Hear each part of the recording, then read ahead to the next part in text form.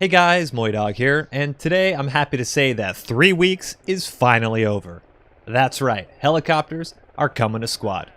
The Black Hawk for the American and British forces, and the Mi-8 HIP for the Russians are finally being implemented into the game. Before we get into the differences between the two vehicles, we're first going to check out how these helicopters operate in general, and how we can get you flying. Before we do that, I do quickly want to say thanks to OWI for allowing me to test this stuff out early. I crashed a lot of helicopters getting my flight wings, but the entire time I was just excited to finally be able to share this with you guys, since air transport has been such a long time coming for the community. And by the end of this video, I think you'll agree, these helicopters are going to be awesome. If you watched my last update video going over V14.1 and V15, at the end of it I half joked that the way the menu was set up, we might be getting a helicopter tutorial. Well, I'm not that crazy. We are getting a helicopter tutorial. I'll briefly hit the high points here, but I will be making a full raw cut of the tutorial from start to finish if you do want to watch that, and we'll include it in the link in the description below when it's done. To operate the helicopter, you first have to be either a pilot or a lead pilot, two new classes that have been introduced to the game. Although they have roughly the same loadout as a crewman, they do have their own unique character model with a flight suit and helmet. The tutorial puts you in a range with information boards not unlike the infantry tutorial, allowing you to take your time to soak in the information before you dive into the next step. When you finally do get inside the Black Hawk, you're required to take off and fly through all these floating rings around the course. These rings get progressively harder to get into by making you adjust altitude and change direction before you finally get a chance to set down on a landing pad away from your starting area. It's a lot of fun, and I found myself restarting this over and over again, trying to do it faster and faster. So I'm sure you flight junkies out there will be starting to post times to beat very soon. As we go into further details, I'm not going to pretend that I'm some high-speed flight sim guy and say that I know every little specific detail of all helicopters in all military sim or tactical realism games, but the very first helicopter I flew in a game was way back during Desert Combat for Battlefield 1942. Since then, if there's been a way to fly in a game, I've sunk quite a bit of hours into it to making sure I'm halfway competent. In saying that, I'm happy to say that these helicopters in Squad are a lot of fun to fly once you get the hang of the collective and pitch. In general, you'll be managing these two things in order to increase or decrease your flight speed, which is indicated on both the pilot and co-pilot screens in the cockpit. I do want to note that as of right now, the co-pilot cannot do anything other than look at these screens, view the area in front of them, and also swap over to the landing camera in order to assist landing if needed.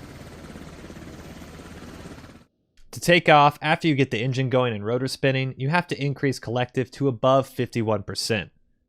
To keep it simple, 50% is a static hover, while anything lower will begin to decrease altitude, and everything higher will increase it. Once in the air, you'll be constantly adjusting this collective, and whether or not this is the optimal way of flying, I found myself constantly swapping between high and low collective, depending on where I was on the map.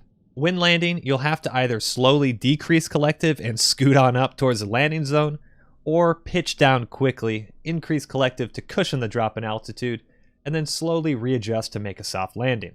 And as I mentioned previously, the pilot and co-pilot do have a landing cam that can help them adjust as needed.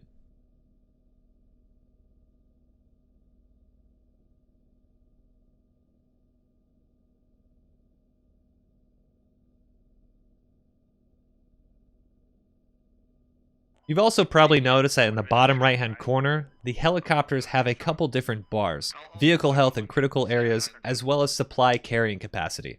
Blackhawks have a carrying capacity of 1,000 total supply, while Mi-8s have 1,500. And if you were wondering, yeah, squad leaders are able to drop radios when in proximity of a helicopter, just like a Logi. Due to the size differences of the helicopters, realistically it makes sense to have the Mi-8 carry more. However, I'm wondering how this will play out upon release, since this will be the first time a faction has an equal vehicle type with differing carrying capacities. I do want to specify when I mean equal vehicle type, I mean a like-for-like vehicle. Although there are factions that have smaller vehicles like the various Logitechies and even the Gator for the Canadians, we don't have something like the Russian Logi having 3,000 capacity and the British Logi having only 2,000. I'm not suggesting that this should be changed, but I'm definitely going to be keeping a close eye on it and how this affects games, fob building, and resupply in the future. Although we were not given the final build, I will say that the current implementation feels pretty good, with some critical damage to rotors and engine, allowing you to save the vehicle in some way depending on your current speed and altitude. Damage that knocks out a tail rotor still allows you to limp back to base or touch down and repair, while clipping the main rotor will cause you to fall fairly quickly. Alright, repairing? No, we're not. Nope. We just lost another bird.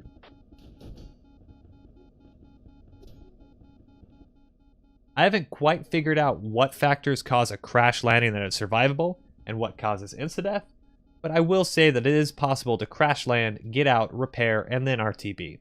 In the field, you'll be able to repair all three of these areas to 100%, but you are limited on how much you can repair the hull without a repair station, just like any other vehicle.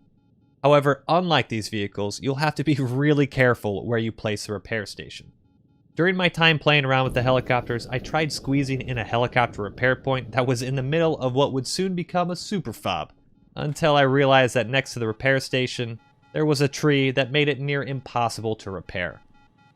If there is any object that would collide with the main rotor when fully repaired, the helicopter will not repair, requiring you to either abandon it or destroy it yourself. And you'll be dealing with this a lot, because remember, these vehicles are not heavily armored and are primarily transport vehicles. So while they are an amazing addition to the game in terms of maneuverability and cool factor, they can easily be dealt with if pilots are given bad information on where heavy vehicles are, or if they fly a bit too close to ground troops.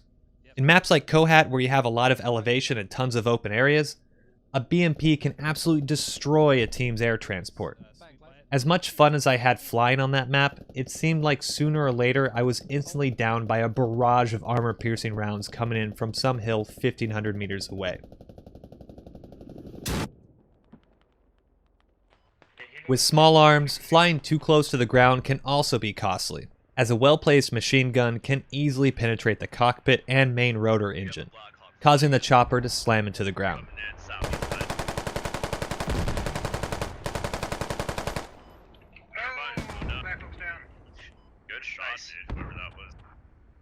And if you're on the receiving end of this, there's not much you can do if you need a bandage. Currently, you have to land, get out, and then bandage if you don't think you'll make it back to base in time before you bleed out. If I had one suggestion, I do think it would be kind of nice to have either the co-pilot or maybe a medic be able to bandage the pilot and themselves, since it is incredibly easy to get tagged when you're flying in one of these things. Co-pilot's hit. Heavily damaged. Now, to go into the details of the helicopters themselves, we're going to first start with the Blackhawk.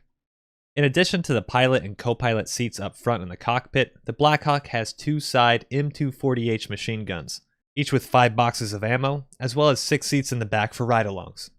In comparison, the Mi-8 has 2 PKPs, but they do get 8 boxes of ammo, keeping in line with the bigger helicopter being able to carry more of everything.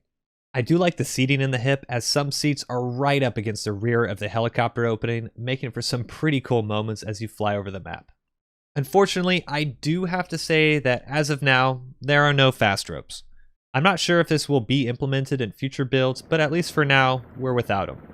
To be honest, it would be great to have them, but I'm not too bummed out about it. Overall, I couldn't be happier with the helicopters. They're fun to fly, they seem relatively balanced, and will give some much needed variety to the game. Maybe we'll see these fast ropes in the future. Well, that just about wraps it up. Although we don't have an exact date yet, it does look like everyone will be able to play with these new toys very soon. I hope you guys enjoyed the video, and if you did, give it a thumbs up, comment below with your thoughts on these new helicopters, and subscribe for more squad videos. Have a good one, guys. Peace.